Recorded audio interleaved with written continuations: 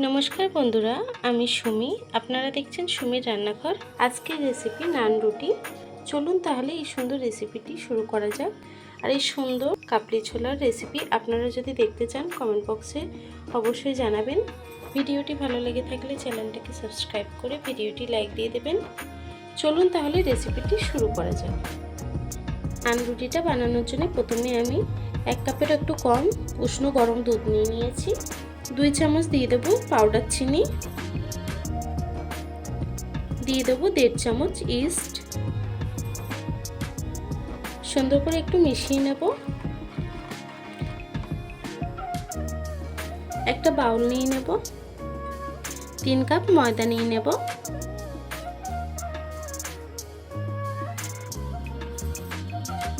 দিয়ে দেব সামান্য একটু নুন। ময়দাটাকে শুকনো অবস্থায় একটু সুন্দর করে মেখে নেব। এখন সেই ইস্ট মেশানো দুধটাকে দিয়ে আমি ময়দাটাকে সুন্দর করে মেখে নেব। ময়দাটাকে নরম করে মেখে নেব।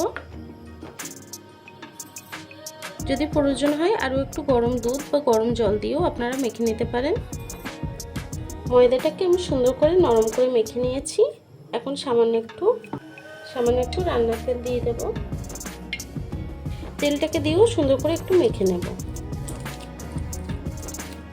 ময়দাটাকে আমি সুন্দর করে মেখে নিয়েছি। কিছুক্ষণ ঢেকে রেস্টে রাখবো।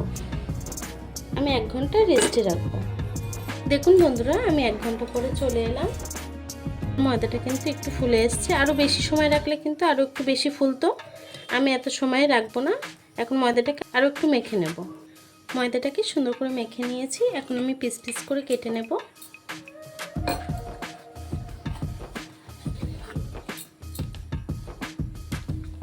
আমি ছোট করে একটি লেচি কেটে নিয়েছি। এখন বেলে নেব। ময়দা দিয়ে পাতলা করে বেলে নেব। নান রুটি বানানোর জন্য কিন্তু খুব পাতলা করে একটু বেলতে হবে। খুব মোটা করে বেললে কিন্তু ফুলবে না। আমি পাতলা করে বেলে নেব।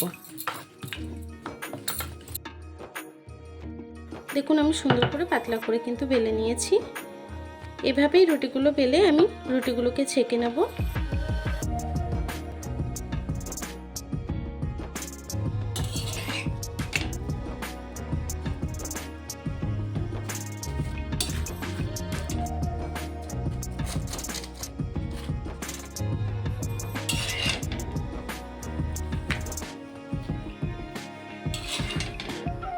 এভাবে আমি বাকিগুলোকে বানিয়ে নেব।